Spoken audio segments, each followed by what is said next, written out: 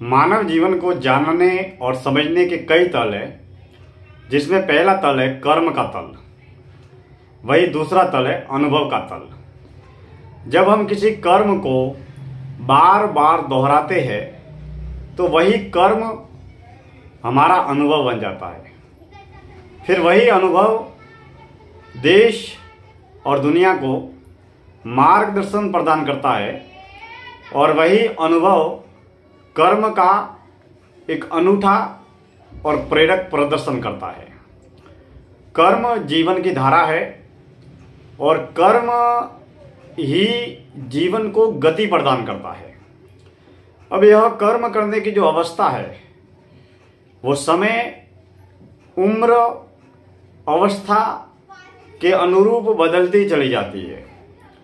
जब हम बचपन की अवस्था में रहते हैं या जीते हैं तब भी हम कर्म करते हैं। जब हम जवानी की अवस्था में रहते हैं या जीते हैं तब भी हम कर्म करते हैं। बुढ़ापे में रहते और जीते हैं तब भी हम कर्म करते हैं। कर्म लगातार जन्म और जीवन को नियमित निरंतर गति प्रदान करता है और कर्म ही जीवन का आधार है। और कर्म के आधार पर ही हम हमारे जीवन में सुख, दुख, सफलता, असफलता, आशा, निराशा, तमाम तरीके की अमीरी, गरीबी, तमाम तरीके की जो उपलब्धियां है, असफलता है, निराशा है, या जिस कर्म फल का घटना घटित होती है उस कर्म फल के घटित होने के पीछे मुख्य कारण जो है वह कर्म है। अब कर्म समय, उम्र, अवस्था के अनुरूप बदलता चला जाता है। अगर हम बात आंतरिक आध्यात्मिक तल की करें तो कर्म करने की अवस्था को, कर्म करने के गुण को रजोगुणी, तमोगुणी और सतोगुणी अवस्थाओं में विभाजित करते हैं। अब कौन सा कर्म कहाँ, कब, किस गुण के अंदर आता है, इस विषय पर हम कभी और समय निकालकर जीवन दर्शन यात्रा में चिंतन करेंगे कि हम घर, परिवार, समाज, संसार में केवल कर्म करते हैं, लेकिन क्या हम सोचते हैं, समझते हैं कि हम जब भी, जो भी, जैसा भी कर्म कर रहे हैं उस कर्म करने के आधार पर कर्म की क्या गति होगी, कर्म करने वाले कर्ता की क्या गति होगी और कर्म करने वाले भोक्ता की क्या गति होगी।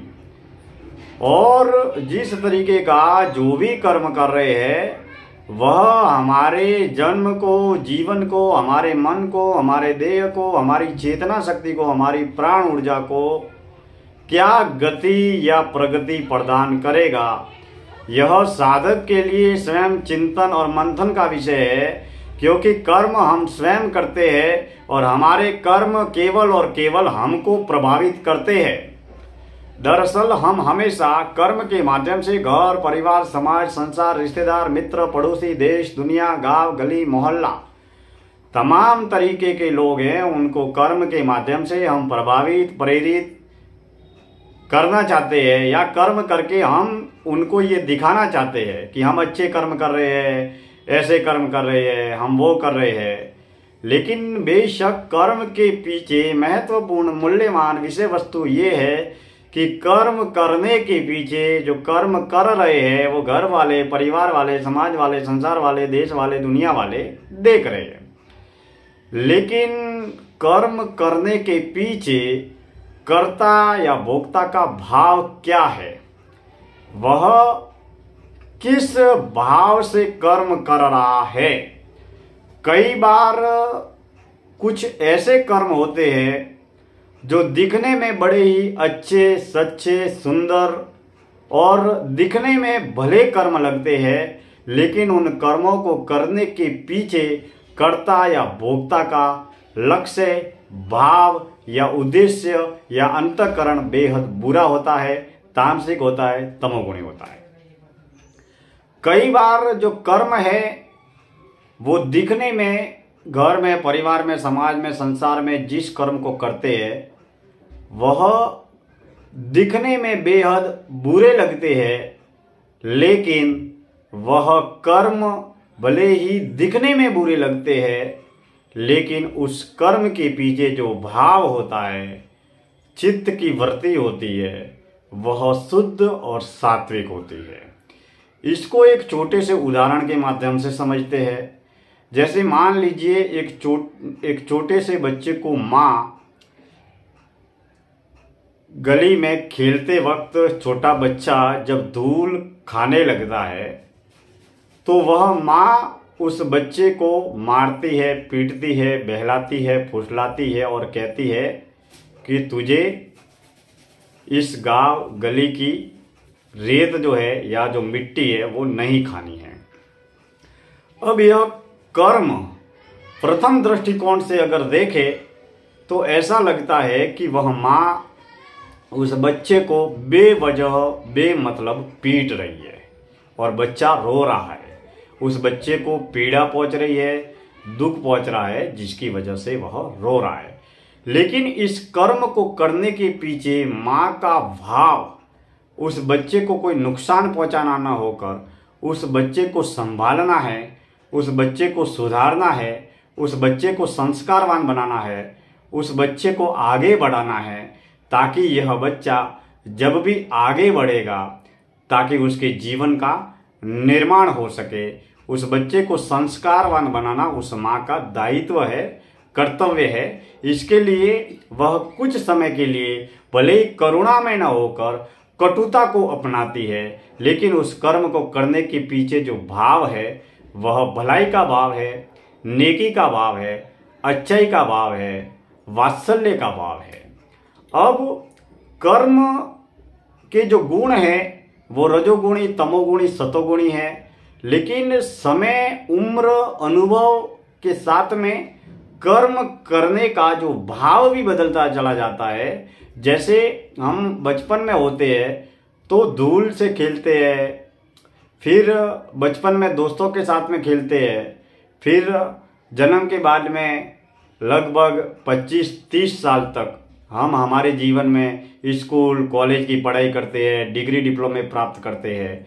फिर हमारी इच्छा के अनुसार, हमारी रुचि के अनुसार हम धंधा, रोजगार, कारोबार, व्यापार, नौकरी, जॉब, सर्विस जो भी कार्य करते हैं वह रुचि के अनुसार करते हैं।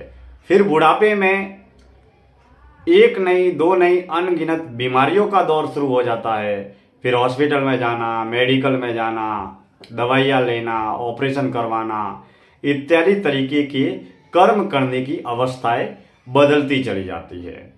अब जिस तरीके से जन्म के बाद में हमारी ये जो पंच तत्व की देह है, पृथ्वी, जल, वायु, अग्नि और आकाश, इन पंच तत्वों की देह गति करती रहती है।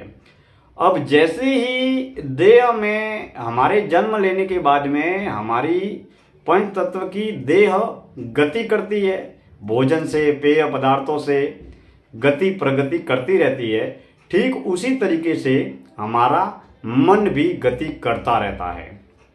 हमारे मन का निर्माण घर, परिवार, समाज, संसार, जिस परिवेश में हम रहते हैं उसके आधार पर हमारे मन का निर्माण होता है। तो कहने का तात्पर्य यह है कि कर्म ही जीवन का आधार है। हम हमेशा अपने जीवन काल में सक्रिय और सकारात्मक रहते हुए, सकारात्मक बने रहते हुए हमेशा शुद्ध सात्विक सतोगुणी कर्मों की ओर ज़्यादा से ज़्यादा ध्यान केंद्रित करना चाहिए, ज़्यादा से ज़्यादा समर्पित रहना चाहिए, ताकि हमारे कर्म इस बाजारू, सांसारिक, पारिवारिक, सामाजिक जीवन का ही निर्माण न करके कर्म हमारे प्राण ऊर्जा का भी निर्माण कर रहे हैं। इसीलिए संतों ने और शास्त्रों ने हमेशा सात्विक, सतोगुणी, अच्छे सच्चे कर्मों की ओर सबसे ज़्यादा कार्य करने के लिए बल दिया है। तो हम हमारे जीवन में सुबह से लेकर शाम तक असंख्य तरीके से कर्म करते हैं। वो वाणी के माध्यम से भी करते हैं, विचारों के माध्यम से भी करते हैं और देह के माध्यम से भी करते हैं। लेकिन हम कब कहाँ कौन सा किस तरीके का कर्म कर रहे हैं उसका चिंतन और मंथन स्वयं कर्ता भोक्ता अर्थात स्वयं को ही करना चाहिए, क्योंकि हमारे कर्म ही हमारी असली कमाई है। जन्म से लेकर मरण तक का सफर तय करने के लिए हम बेशक मान सकते हैं कि अमीरी, प्रसिद्धि, मान सम्मान, पद, पुरस्कार हमारा साथ निभा सकते हैं, लेकिन जीवन की आखिरी अकाट्य अवस्था तक और जीवन की आखिरी अकाट्य अवस्था को प्राप्त होने के बाद में हमारे देह में विराजमान अदृश्य ऊर्जा शक्ति, प्राण ऊर्जा अर्थात आत्मा को जो गति या प्रगति प्रदान करेंगे वह हमारे कर्म ही प्रदान करेंगे।